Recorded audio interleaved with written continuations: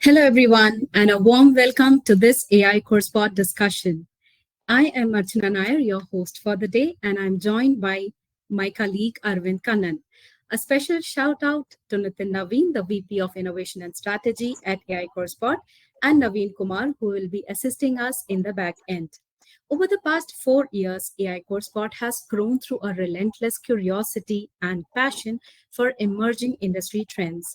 We bring together global experts to uncover powerful insights into how technology is shaping successful businesses. Insights we believe you, our attendees, would be eager to discover. And today is no exception. We are thrilled to dive into one of the most exciting sectors transforming today, that is insurance. This industry is undergoing rapid innovation, and we can't wait to hear firsthand from our incredible lineup of experts. Please join me in welcoming Larry, President of Cyber Technology and Professional Liability at Duell North America, Bill Sturgio, Director of Data Science at Nationwide Insurance, and Vijay Gajwani, AVP BFI at Infovision, who will be moderating the session for us. Panelists, we are looking forward to your insights and experiences. And dear listeners, if you have any questions during the session, we encourage you to drop them in the question and answer section. Our moderator Vijay will address them as and when possible throughout the discussion. Before we begin, a quick but very important disclaimer: the views expressed by our panelists today are their own and do not necessarily reflect those of their respective organizations. And that said, without further ado, let me hand over the stage to Vijay Gajwani. Over to you, Vijay. Hello, everyone, and thank you, Archana. I'm Vijay Gajwani. I'll be moderating today's session. I'm a global client partner and consultative advisor here at Infovision.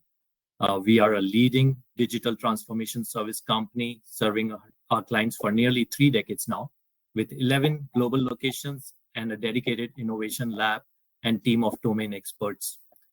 So I would like to begin by extending a big thank you to our amazing panelists for joining us today. We have got an exciting session, and we will talk about current day artificial intelligence applicability, the intersection with human intelligence, and advancements we foresee in future. So let's get started. We do see the evolution of artificial intelligence has come a long way in insurance, from just simple rules-based systems to self-learning algorithms integrating every part of our workflow. I'll give a big start to Larry and Bill. If you guys can give a brief introduction about yourself, and also go with the first question that we have is, what steps should be taken to promote further adoption of AI? So Larry and Bill, whoever want to take the first shot at it. I could take that. So yes, thank you for having me. It's a very big honor and a pleasure being here. My name is Larry Baldino. I am the head of Dual Cyber for North America, Cyber and Technology Risk. We are a nationwide transacting MGA based out of Charlotte, North Carolina, and various other places. We underwrite on behalf of Lloyd's of London syndicates. So it's really nice to be here. I will tell you firsthand that AI is the single greatest issue that we are looking at in the cyber insurance space right now. And it comes in two forms. It's utilization of artificial intelligence. And that is a big priority. How do we make our underwriters' jobs easier, more efficient, and potentially give them an advantage? Can we, so is it verifying application questions? Is it, helping with our scanning technologies that we do to protect all of our insureds? Is it a little bit of all the above? So AI going forward is a real big priority for us. And, we are looking at adopting various models as time goes on, or in addition to, can we use AI to help modeling, which is where I will turn it over to Bill. Great. Thanks, Larry. Yeah. So my name's Bill Sturgio. I work at Nationwide Insurance as a data science director. I lead the excess and surplus, specialty lines, and agriculture space for Nationwide. We build models to price insurance policies for those lines of business. A lot of what we do are unregulated products, which means we don't need to file, which gives us quite a bit of flexibility in terms of the technique that we use in order to implement. Obviously, that's the same constraints that a lot of the other same constraints in terms of variables that we use and predictive variables that we use are similar to what the lines of business that we need to file. Prior to working at Nationwide, I worked at CNA for 14 years. I started there working in commercial lines modeling, building models for standard lines like auto, commercial auto, GL, property, things like that. Then I was asked to start and lead the specialty lines modeling group, and there we built models for lines such as management liability, like directors and officers liability insurance, as well as employment practices liability insurance, as well as professional liability, things like lawyers' professional liability insurance. In that role, I realized that third-party data had a huge part to play in modeling, and actually what ended up being more predictive and more helpful than what technique that you use. I also realized that working with business partners was like a really key, important element of modeling, and making sure not just to get the best model, but to make sure that our business partners bought into the model and were able to add to the model. The biggest innovations that we had were innovations that our underwriters or claim professionals came up with. After that, I led the claims modeling group. In that area, my team built a number of models to do claim triage, essentially triaging the claim to the right claim professional by estimating what the ultimate cost of the claim was at the first notice of loss. We built some litigation propensity models, worked with a number of vendors, both on fraud and subrogation models. I really feel like the key things to take into account for being successful from an AI perspective in insurance are not focusing only on the models themselves, but integrating the human intelligence associated with underwriters and claim professionals, incorporating them in the model. One underwriter once asked me, like, hey, I want to put my brain inside this model. And what we did is we really incorporated all of his feedback and all of his knowledge into the model. And we did the numbers to estimate factors and things like that in order to get them in there. But a lot of the key insights that enabled that were working with him and working on doing that. So yeah, thank you. Yeah, great. Yeah. If I could, I'm sorry. If I could just say that's actually a key point right there is, the utilization of artificial intelligence like that in claim modeling, in our underwriting modeling. It should be noted that they are tools to just help or enhance an underwriter's job. I'm a firm believer that it's there to help you, but it's not there to replace you. So we're continuing with the staffing models with underwriters and just using that stuff you're building out, Bill, to give them, an advantage to make them stronger on their day-to-day job. But it's not, as much as we talk about it as an efficiency play and can help them do some things, I want to be clear that at least from our perspective, it doesn't mean that we're going to sort of erase their presence down the road and this tool's going to replace what they're doing. I think that's super, super important. And just to pile on top of that, whenever we implement a model, not only do we implement it and kind of like let it go, but we have a transition plan or playbook on how the underwriter is going to use the model. The number one complaint for underwriters from underwriting leadership is that when they get a model, they're judged on how close their price is to the model, and the underwriter turn the reins off. And then they just follow the model completely, which is not what we want them to do, because they bring a unique perspective that's not necessarily baked into the model and that's not incorporated into the model. So what we do is we write a playbook on how and when to use the model and how to use the model. So if they have insights that we don't take into account or we don't have the data for, we want them to adjust the price, and leadership needs to realize that that's going to happen and account for that, not necessarily judge that the underwriter just on how close they get to the model indication. Absolutely, Bill. Yeah, and you just gave us some good points about best ways to leverage both the power of the model as well as the knowledge of some of these tools that bring for insurance, implementing in an insurance world. So Larry, from your perspective in cyber and technology underwriting, how do you see AI transforming the risk assessment and underwriting process in the insurance industry? What are your thoughts on that? Sure. So as we continue to grow and we look at bigger, risk placements. So right now, right now we're predominantly in SME focused insurance MGA. So our underwriting is basically for risks of 250 million in revenue and below. And where we utilize AI for efficiencies there is when applications are entered, can the underwriter just get sort of an immediate report on what that risk is, both from verifying that the address and all the basic logistic metrics are correct, but then also the URLs are scanned and it gives us a security report. So by the time it hits the underwriter's desk, we're already seeing a lot of the metrics the underwriter needs. All those questions are kind of already answered. So it becomes an efficiency play.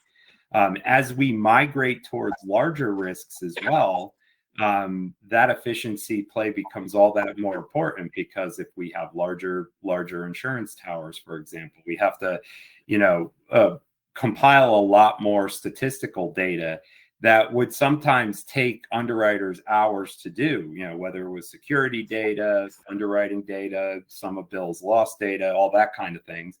And sort of, package it if there has to be a referral or anything like that. AI's kind of taken that process, condensed it. And so again, like to myself and Bill's point, like the underwriter now has the efficiencies to look at everything, and it allows for them to make smarter decisions. A big thing in the cybersecurity space when we're underwriting that and underwriting technology-based risks is we like to look at each risk's security posture. How many vulnerabilities do they have? Are there areas where this particular insured can improve on their cybersecurity posture to make them less likely to have a claim down the road? And AI helps us do that as well. It actually looks at the vulnerabilities, helps us with threat intelligence, going at the root cause. So you see, it's not only an efficiency play, it's actually helping our insureds build about better security postures. Yeah, and the efficiency increase that you see, it's all coming from the data science group and these team like Bill's team making those models, what he spoke about. Absolutely. So Bill, you talk about those models in your introduction, and you're doing this, your team is doing this day in and out. So what kind of model bias do you typically see in insurance models? We are talking about the best way to deal with that bias, according to you.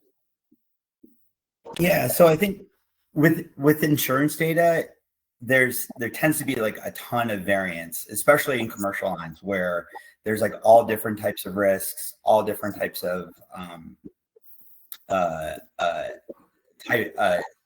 classes of insurance. And there tends to be a ton of bias associated with that. And if you don't catch that up front, your models may predict something that won't be indicative of future results and won't be able to help you on future results. So there's several different types of bias that I wanted to go over. The first one is maybe like you built the model on a time period when the economy was bad or you had a soft insurance market. Then all of a sudden, as you go into a hard insurance market or a good economy, like a lot of factors might change. And so the data that you have that you are modeling on historically doesn't necessarily take that into account. So one thing that I would do would be to look at the history of data that you have and make sure it's indicative of what you're going to have in the future. So if you only have data during a recession or something like that, just know that you probably want to test it on data that's not in a recession to make sure that it's going to give you an accurate price. Same thing if there's like an internal process change. For example, for claim modeling, if you're building a claim triage model where you're trying to figure out if you give it to somebody with a claim professional with a ton of experience or one with not too much experience, and you're trying to predict the ultimate cost of a claim at the first notice of loss, if the process changes for how you, and you're trying to figure out what group it should go into, if the process changes and the different groupings change, then all of a sudden your model might not be as helpful. So you have to take that into account in the model as well. There's also a ton of like data biases that you could have. Typically we cap losses in order to decrease variance for our target variable or the loss variable. So your data doesn't take into account like the biggest loss is too much, but there's something called the bias variance trade-off. Whereas if you try to decrease that variance by capping the loss amount, you naturally increase the bias because all of a sudden you're not taking those big losses into account. So those are a couple of examples. One more might be like if you omit a certain variable in your modeling, then like the other variables might take that variable into account and take some of the parameter estimate away from that, but it won't necessarily be as helpful. Like the model might be overfit. Maybe you're including too many variables in the model. So like some key modeling insights are to really limit the number of variables. You want to have a parsimonious model with as few variables as can provide a good predictive lift. And then there's the ability to, it's called regularization or shrinkage. It's essentially what actuaries use when they say credibility analysis, where like if you don't have a large enough sample size, there's so much variance, you shrink the parameter estimate or you shrink the factor that you give for that variable so it doesn't speak too loudly, and then that tends to decrease the overfitting. So, and when I say decrease the overfitting, that means that the result that you're going to get is going to be the result that you're going to get out of your model that's based on historical data is going to be indicative of what type of losses you'd see in the future. So those are a couple of examples of bias. There's probably a dozen or 24 more, but those are a few examples that we take into account. And it's probably like the place where most data scientists and insurance make errors by overfitting the model. I've seen tons of that in my during my career. And can I ask in this, in the cyberspace in particular, have you, not putting you on the spot here, but have you had to kind of shrink that credibility window because your data sets are, you're going with 5 to 10 years of data versus some of the lines of 30 years? Yeah, cyber is one of the most difficult lines to model because the types of attacks or the types of risks that cause losses change significantly over time. And so like if you're modeling on a period in the past, let's say a 10-year period in the past, maybe like the last 3 or 4 years, the types of attacks that happened between 6 and 10 years ago are not the types of attacks that are happening now. So you'd want to shrink that time period that you're using, the data that you're using to model. You'd probably only want to use the most recent years in order to predict what's happening in the future. Of course, so that's again the bias variance trade-off.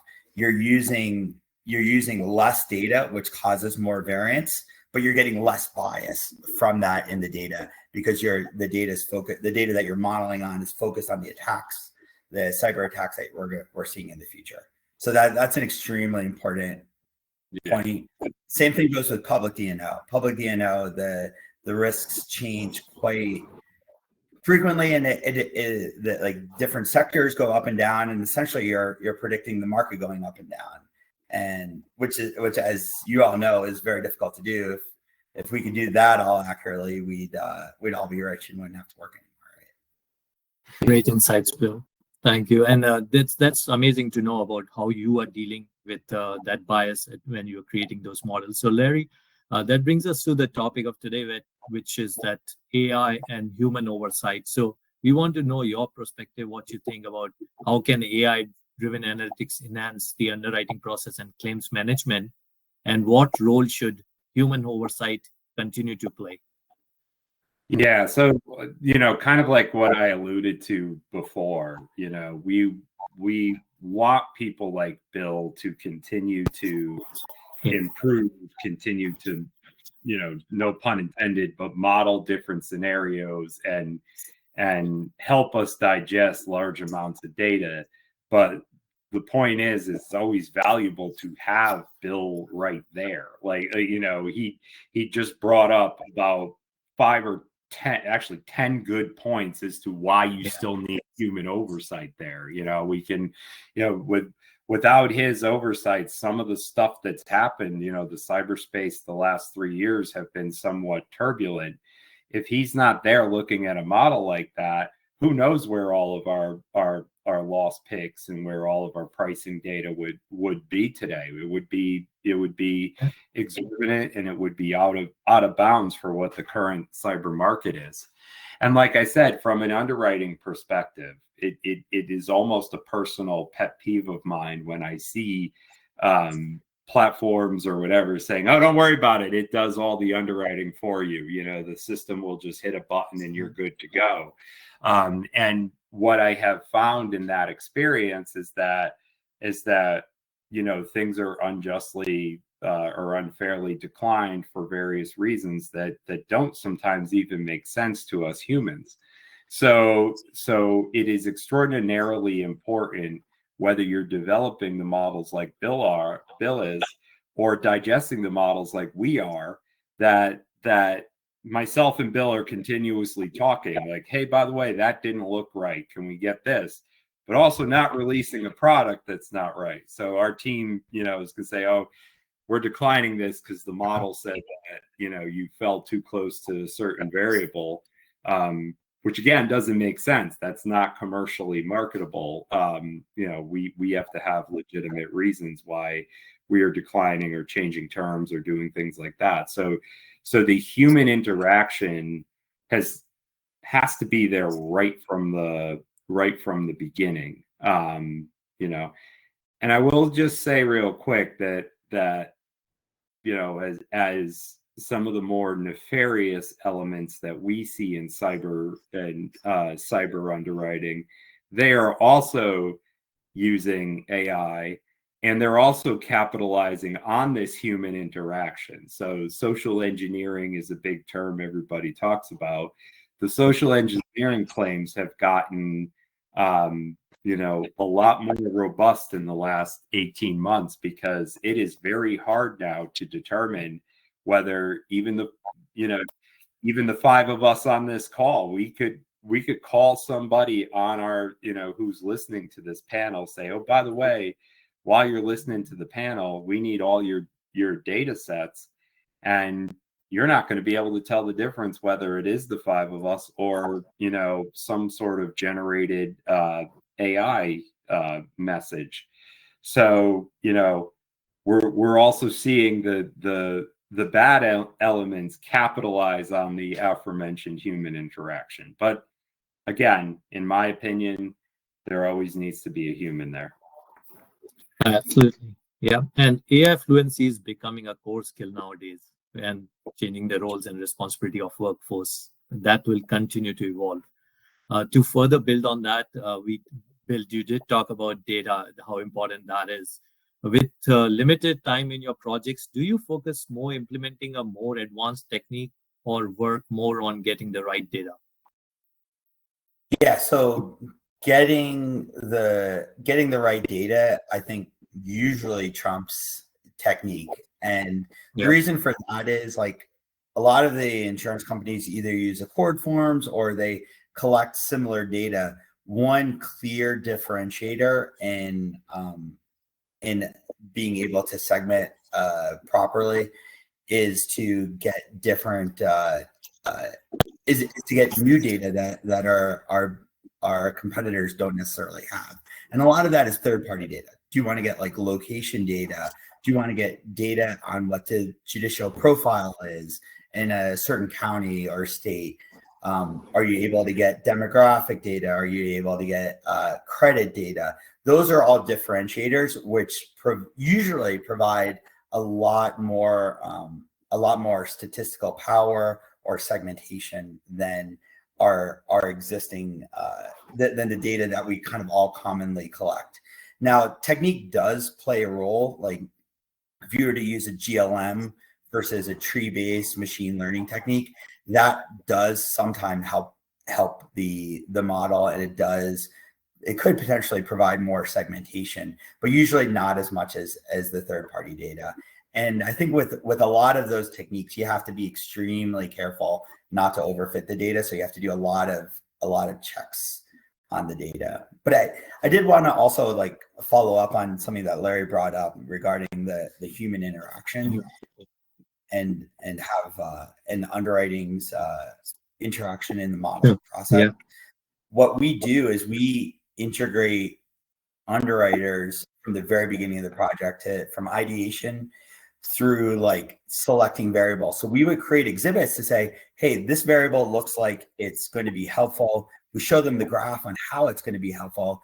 And then like a lot of times they'll say, yeah, it's going like this, but it could be because of X, Y, and Z reason. You probably only want to use this part of the variable, or you want to construct it in this way. And that's extraordinarily helpful to us in creating it. Also, when we implement the model, I think Larry was talking a little bit about like basically not making sure the underwriters don't turn their brain off, make sure they don't follow the model exactly and integrate their knowledge alongside with the model.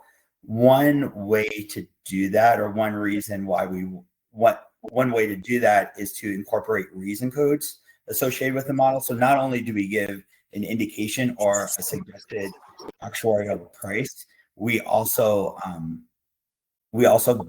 give reasons why or how we got to that price, such as like the population density is really high here, or the size of risk is really high, or the industry, this is a bad industry or a good industry. So that way the underwriter knows what the model is thinking and could react to that and say, okay, the model is model's taking these things into account, but it's not really taking this into account. This is something that I know, but wasn't in the data, and so we want to incorporate this. So that's kind of a nuance that we should consider in terms of like after we implement the model. And Larry was talking about changes in the external environment. One really key way to get at that is through model monitoring and making sure that that we monitor the model and say, okay, is the model as effective as it was before? And the ways to do that are not necessarily just to track loss ratio over time, because losses take quite a bit of time to develop, but to track trends and track variable values over time and see how the model is changing behavior.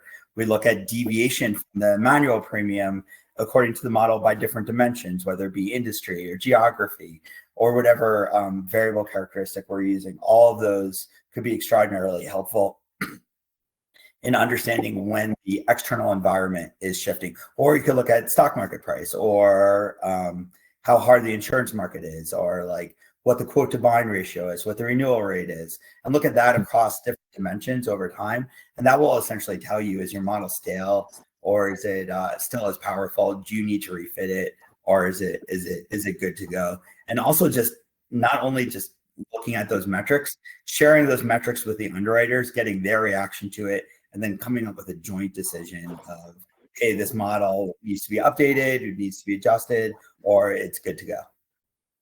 That's a great insight. point. If Larry, I could just add to that, please. We've had a situation arise recently where we received one report saying like these 15 classes are bad, and this is why. Now, I challenged the team and said, okay, so if we turn around and change our portfolios, get rid of these 15 classes and do this, that's going to be okay, right? Wrong. That's going to change how we, transact business brokers. It's going to put us in a slightly different spot. So what we gleaned from those insights from modeling was, let's be more cautious on these 15 classes of business, and let's figure out how to do this with a different level of profitability. So it actually ended up enhancing our underwriting approach. But when it first came to us and just said, get rid of all these things, that was one of those interactions we talk about where we can't do it. So Bill's point about socializing and working with the underwriters is a great one. And that's why, that's what we try to do on day-to-day in practice. Great, Larry. So you both talk about those, how you're interacting when you're building the models or using those with the stakeholders. So I want to go to the one of the interesting topics, like with these tech advancements that are driving innovation, improving efficiency, how important are those collaborations and partnerships that you see among these different stakeholders? Whoever wants to have their views first shared. Yeah, go ahead, Bill. No, you go, Bill. I think it's really important throughout the life of the modeling process to integrate the data science group, the actuarial group, the underwriting group, the claim group, the risk control or loss control, whatever that's called in your individual company, and IT, and to all be on the same page from the very beginning, both in terms of what the goals are, what the technology being used to go towards those goals, what the data is going to be that's going to be used, so that's at the very beginning. As we go through the data, to all look at the data together, understand it, seeing what signal each variable has, getting the underwriter, claim, loss control, all of those groups' thoughts on it, and then jointly select the variables with the group. Going back to the data phase, getting ideas for additional third-party data, which could help segment the risks. A lot of times underwriters or claim professionals they're going through the regular process, then they go off to the side to get a third-party data source. Hey, that's something we could incorporate into the model, and we should incorporate into the model. And a lot of these are paid, but a lot of third-party data sources are unpaid, and it could be extraordinarily helpful and provide a tremendous amount of segmentation. And then probably one of the most critical elements is when we go to implement the model, to see what the disruption is in the book of business from what the current rates are to what the model rates are, and make sure to work through those with underwriting. There's a number of different decisions that could be made. Do we want to jump to the new rates and essentially rip the Band-Aid off and say, okay, we were at these rates and we're just going to jump to these? That might anger the agents. The agents could be like, what's going on here? You're changing the rates so quickly. We can't deal with that. Another way to do it is to stair step it and say, we're going to go slowly to those rates over time. Another way to do it to really increase retention or keep the retention of our current book up is to essentially keep all of the rates the same for the existing book for all of your renewals, but sell the new product at a new rate going forward. You could run into potential problems with filing with the DOIs if at different rates, if it's essentially the same product. But if you change the product a little bit, then you could potentially have different rates for new business and renewal business. So those are all things to take into account, but it's absolutely critical from my perspective to be in lockstep with each one of these groups throughout the modeling process. I personally couldn't have said it any better. It's that lockstep approach. One thing I found, and again, this is no criticism on any particular organization I've worked for or been with in the past, but I found that sometimes data sets and tools and models and everything, they get siloed. So one unit's doing one thing, one unit's doing something else. And what Bill brings up is even within units, I personally have had underwriters going to 2, 3, and 4 different sources. And, I've gone to them and said, well, did you share this with our data team? Did you share this with our data sets? Are these data, are these data points being incorporated on our overall portfolio, or just what you're looking at?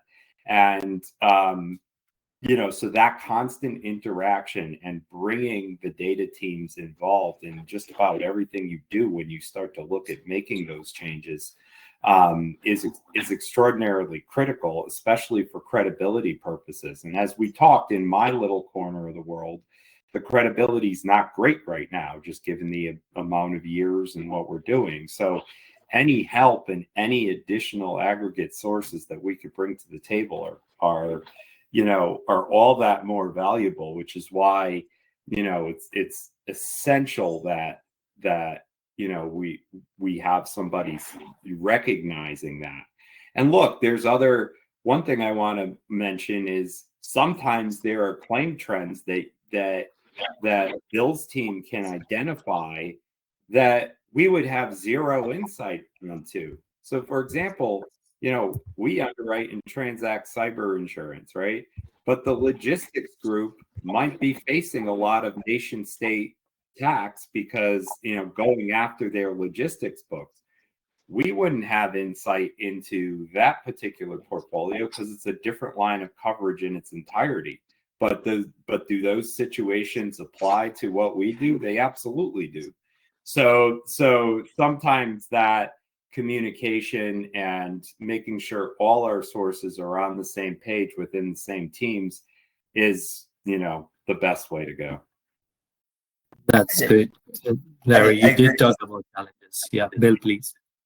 I definitely agree with everything that Larry said, and I wanted to double down and say, in order to have those meaningful conversations with those different groups, a lot of people see the data scientist as like a technical resource on the project, somebody that okay, they're the data guys and they're the ones that come up with the indications.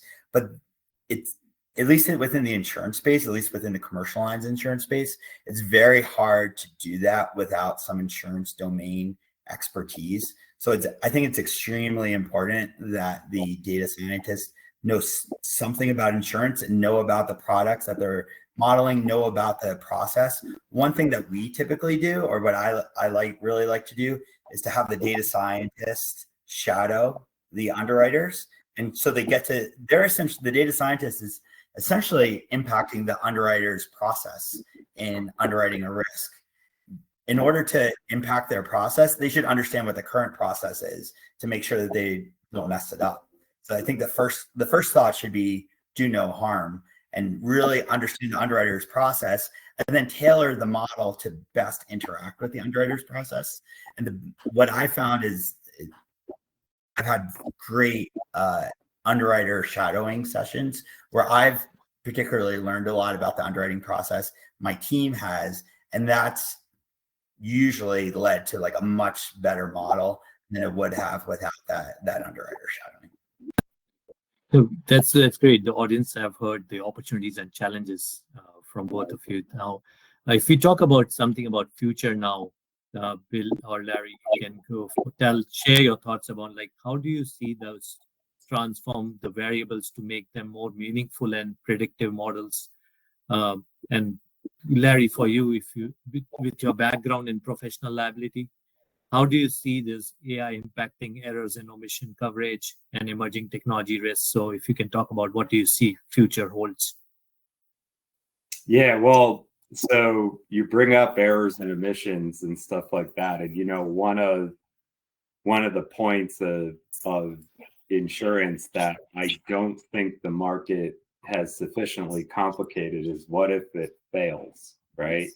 So essentially, if you're a technology service provider and you put out a product there and it fails, but it fails in an AI nuanced way. So it returns bad data sets or something like that. Is the insurance coverage built to handle that sort of thing? So right now, as it sits, our industry is catching up from an insurance coverage language perspective, anticipating various liability, third party. Bill talked about third party. We always have those consistent, third party issues. Can AI accidentally, leak certain things of data? Also think about, from a legal perspective, things like opting out. And I've had a regulator say, well, if people want to opt out, they should be able to opt out of certain things. And it's like, well, AI can't unlearn what it learned, so that data set's already been consumed and it's in there. So when we talk about, how the future of errors and omissions, the futures of technology, professional liability, those are the areas we have to address, and the coverage has to kind of correspond. We're starting to see, as usual, we're starting to catch up to that. But, the adoption of AI by just about every industry out there is just going to exacerbate those kinds of questions and the needs till we come to kind of a coverage resolution. I would say, my honest opinion, I'd say we're not quite there yet to handle and contemplate everything that's going on. But obviously we are getting better. Our form wordings and everything are getting stronger on a day-to-day basis to handle these different events. But hey, between us friends, that's also what makes my job fun, is that, I wake up some days and say, hey, I didn't see that coming. So that, the use of AI is certainly changed the way we've done business, and also changed the way we look at business. Bill, what's your take on future? How does it look? How do you transform variables to make them more meaningful? Yeah, so I think there's a couple of different ways to transform variables. First, let's start with the target variable, what we're trying to predict. Let's say in pricing models, the vast majority of cases, that's loss. So typically in insurance, especially for liability lines or comp, the data is not fully mature after a couple of months and needs to be developed. So you have to develop those losses. You probably have to add trend factors to those losses. You might want to cap those losses to decrease the variance. So there's a number of target variable transformations that you need to have. For the predictive variable transformations, I think you would talk with your underwriting partners to best understand maybe the model, maybe you're using ISO rates and this is built on top of a rating plan, which already takes a state factor into account, or a geographical factor. And then we're looking to estimate factors at a zip level or a hex level or a county level. We already have the state factor. So somehow you need to make those other factors orthogonal to the state factor. So you need to transform the variable in order to do that. Maybe you have a couple of variables that are highly correlated, which all predict the same thing. Maybe you want to combine those or choose one of them, or there's a variety of different techniques that you could use in order to do that. Usually one of the more difficult ones is the experience variable. Essentially, you want to create an EMOD, which kind of encapsulates all of your experience from that risk in the past, whether it was on your book before or a prior carrier. So then you have the frequency of risks over the last X number of years. You have the severity of risks over the last couple of years. How do you meld all of those together and present them to the model in a somewhat credible way so they become more meaningful? If you just put giant losses in there, all of a sudden the parameter estimates are going to go crazy, and you're going to over extrapolate based on that one term beyond the scope of your data. And then when you go to implement your model, the predictions are going to be inaccurate because you're using data that's not reflective of future results. Yeah, so we do have a few questions here, and we'll start taking from the audience. So one is on customer experience. As customer experience is getting smarter and AI is enabling hyper-personalization. So we would audience want to know that could Insurtech companies use AI to emotionally profile customers over the time and not just their risk, and create emotionally intelligent policies? We certainly are seeing that. I mean, the whole idea of parametric insurance, I think of my little tiny corner of the cyberspace, for example. We have insurance companies now that solely focus on solving one issue, business interruption, because what AI has done is it showed that there is a glaring need for additional layers of coverage, additional things to happen here in this one specific spot with a very specific coverage trigger that, by the way, sometimes detects the claim is happening before the individual who purchased the policy even knows it happened.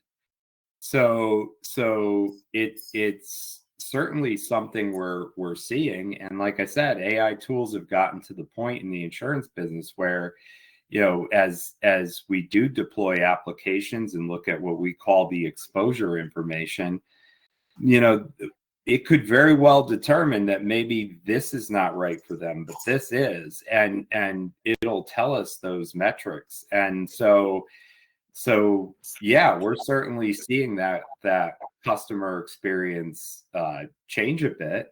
Now, obviously, I'm not really one to speak to personal insurance, but there's obviously additional concerns on that side where maybe that sort of emotionally developed approach to the insurance can be a negative thing. We might, maybe somebody's wrongfully declined because data model sets have said X, but the holistic look at the risk is Y, and we're not picking that up. So it does work both ways, but yes, there is definitely an approach to getting a more, as you say, emotionally profiled insured. Yeah. Yeah. And Bill, your take on that, emotionally profiling customers based on how the data scientist looks at it? Yeah, I mean, I would defer to legal to see what the laws were regarding that. I mean, I think it could be something that's helpful. Like if you're looking at like a company and you were to look at the CEO of that company and say, okay, the CEO's going through like tough times financially for whatever reason, maybe that could be like a leading indicator to things going south for the company. I think there are significant legal concerns to that, and I would definitely defer to legal on how to do that. That's something that I haven't personally taken into account too much yet because of those concerns. But like I said, for example, sometimes it is like so business interruption in the cyberspace. We are seeing those risks that are purchasing those, and they use a lot of the data points to determine what kind of coverage triggers this particular insured needs. And then, as I said, there are times where the claim is actually ongoing and the insurance company tells the insured that they're having an event right now. And so that's where we're kind of, that's where we're seeing that sort of emotionally profiled insured. Yeah, that's a very good point. Like a lot of it gets to be a very tricky legal position. That's great. And so we answered that question. So with advancements in AI, insurers are poised to further refine the risk prediction. We know that we talked about claims incorporating AI in all parts of value chain. I know we are getting close to, and there's this limited time, we cannot have more, but I want to be sensitive to everyone's time, both our panelists and attendees. So maybe if you both can wrap up with any last thoughts and closing comments. Yeah, so some kind of final thoughts from my perspective. I think it's extremely important from my perspective that the interaction take place between data science and their business partners, again, which include claim, underwriting, loss control, technology, actuarial. And in order to facilitate that working and that like maximizing what comes out of the model, and not only like how predictive is the model, but how much underwriters or claim professionals actually use the model, we need to work together. And like the components of that are incorporating our business partners throughout the modeling process, from ideation, selecting the target variable, looking at what predictive variables are available, both internal as well as third party, selecting the variables for the model, and then determining how to deploy the model. And like the most critical element for how to deploy the model from my perspective is giving underwriters insights on how and when to use the model and how and when to deviate from the model. And then once we get to a certain point, once we implement the model, I think it's absolutely critical to do model monitoring, look at what the deviation from the manual or technical rate is by different dimensions: geography, industry, size, rating variable, as well as looking at the quote to bind ratio and renewal business rate in order by those same dimensions, in order to figure out, is the model doing what we're expecting it to do? Is it getting stale over time? Have there been significant changes in the external environment to the internal processes in order to impact that? I think those are all like absolutely critical elements. And I think that it gets away from like the real technical data science part, but I think it's more important than a lot of that. Like that type of stuff, in addition to like third-party data, oftentimes trumps technique and statistical know-how. On the technical side, the most important element from my perspective is make sure that your model is not biased, and also make sure that you don't overfit the model, which is extremely easy to do given the high variance and low sample size for commercial lines policies. It probably doesn't shock you that's the overall theme that I would carry as well. Just that consistent all stakeholders collaboration. Again, as we deploy in practice, it's a tool to help us get better. It's not a tool to replace anybody. And then, again, just a plug from our particular claim side. AI is also being used by nefarious elements, and cyber attacks and everything are getting increasingly sophisticated. And so having that hypervigilance, but also the good guys and the people on the offensive side, we're using AI as well to help combat that further. So it's still, it's making it's increasing the elements of every day, but it's also making us better as well. Absolutely, and this session has been very informative, Bill. Thank you enough, because we heard from data science director building the models and also hearing from the team using a perspective from both sides. So thank you once again. And before, I would like to turn it over to Archana, please. Thank you, Vijay. Thank you, Larry and Bill. I have tons of insights on my paper now to dig deep into, and I'm sure the audience might have too. And thank you so much to explore, thank you so much, attendees, to join us. We are grateful to our community partners and all attendees. By the way, if you missed any part of the session or want to watch it again, no worries. It was streamed live on LinkedIn, and it is now available on our company's YouTube channel too. Feel free to check it out anytime. For the latest updates on tech trends and upcoming events, follow us on our website and social media. We have got a lot more planned this year, but we would love to hear from you. Let us know what you would like us to cover.